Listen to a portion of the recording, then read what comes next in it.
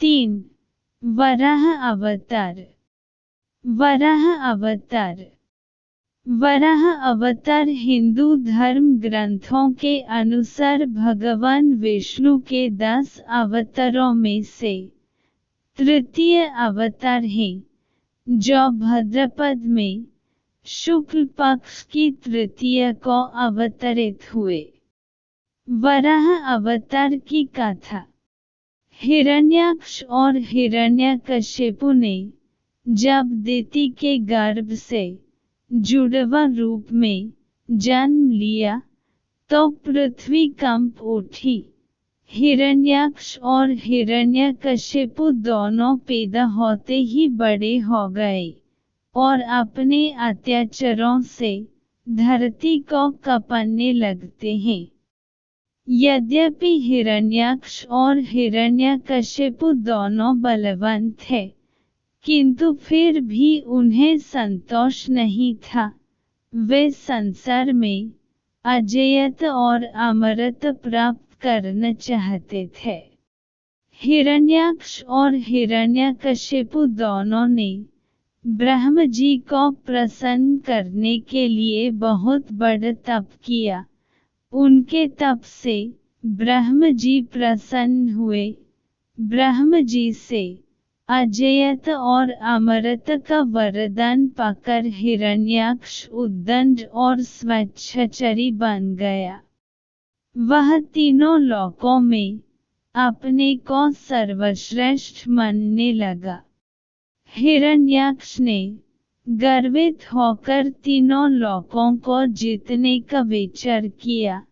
वह हाथ में गदा लेकर इंद्रलोक में जब पहुंचा, देवताओं को जब उसके पहुंचने की खबर मिली तो वे भयभीत होकर इंद्रलोक से भाग गए।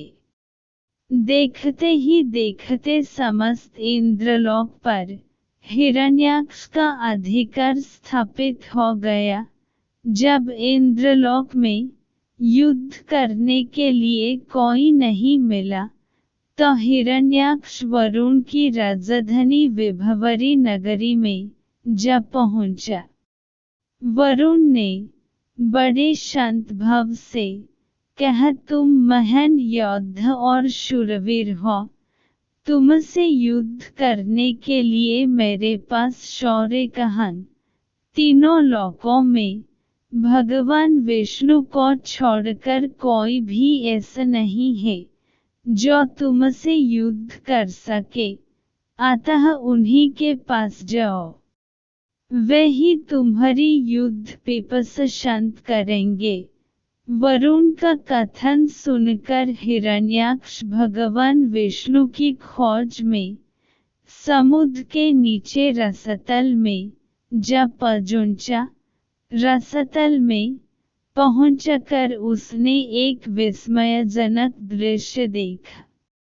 उसने देखा, एक वराह अपने दांतों के ऊपर धरती को उठाए हुए चला जा रहा है।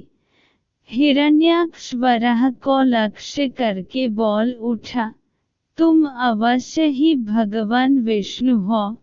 धरती को रसतल से कहाँ लिए जा रहे हो?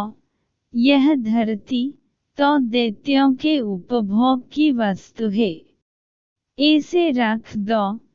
तुम अनेक बार देवताओं के कल्याण के लिए दैत्यों को छल चुके हो, आज तुम मुझे छल नहीं सकोगे। फिर भी भगवान विष्णु शांत ही रहे। उनके मन में रंचमत भी क्रोध पैदा नहीं हुआ। वे वराह के रूप में अपने दांतों पर धरती को लिए हुए आगे बढ़ते रहे। हिरण्याक्ष भगवान वराह रूपी विष्णु के पीछे लग गया। उन्होंने रसतल से बाहर निकलकर धरती को समुद्र के ऊपर स्थापित कर दिया। हिरण्याक्ष उनके पीछे लगा हुआ था। अपने वचन बाणों से उनके हृदय को बेध रहा था। भगवान विष्णु ने धरती को स्थापित करने के पश्चात हिरण्याक्ष की ओर ध्यान दिया। उन्होंने हिरण्याक्ष की ओर देखते हुए कहा, तुम तो बड़े बलवान हो।